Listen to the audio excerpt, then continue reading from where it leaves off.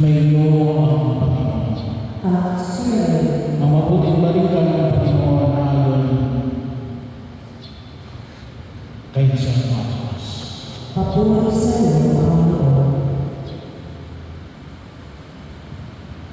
Noong panahon ng mga Pariseo at ibang iskribang galing sa Jerusalem na lumapit kay Jesus, nakita nila na ilang sa mga alagad na Jesus ay kumain na hindi muna naghuhugas ng kamay sa paraan na ayon sa turong minana nila.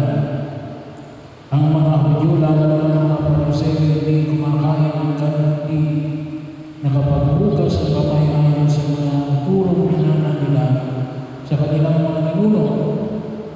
Hindi rin sila kumakain ng anumang galing sa palengke na hindi muna ito naghuhugas. At marami pang ibang minanang turo ang kanilang sinusunod tulad ng daming paraan ng paghuhugas ng mga inuman, ng mga saro ng mga sisimlang, tanso ang mga higangan.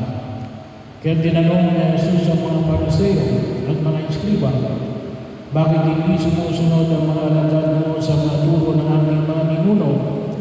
Kumain sila ng hindi man lamang naghuhugas ng kamay ayon sa paraan ng utos. Sinagot siya ni Jesus, tama ang mula ni Isaias tungkol sa inyo, mapagpaibabaw nga kayo. Gaya ng kanyang isinulat, paggalang na doon sa akin ang bayan ko'y paibabaw lamang, sapagkat sa bibig at hindi sa puso ito pumupukan. Pagpupulit pagsambang ginagawa nila ay walang kabuuan. Ang utos ng tao ay tinuturing utos ng may kapal.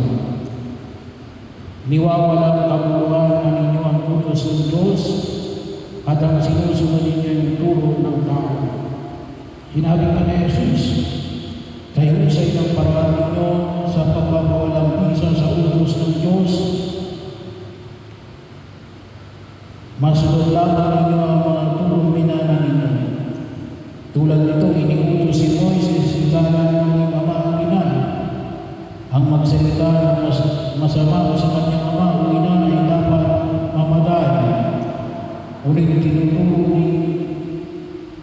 tinuturo ninyo kapag sinabi ng isang tao sa kanyang ama o ina, ang anumang may tutulong ko sa iyo ay kurban, alalang magaligayain ko ito sa iyo. Hindi na ninyo siya pinahintulong at tumulong sa kanyang ama o ina. Sa ganitong paraan, niwawalang kabuuan ninyo ang salita ng Diyos sa pamagitan ng mga turong minana ninyo. At marami pang bagay na tulad nito ang ginagawa ninyo.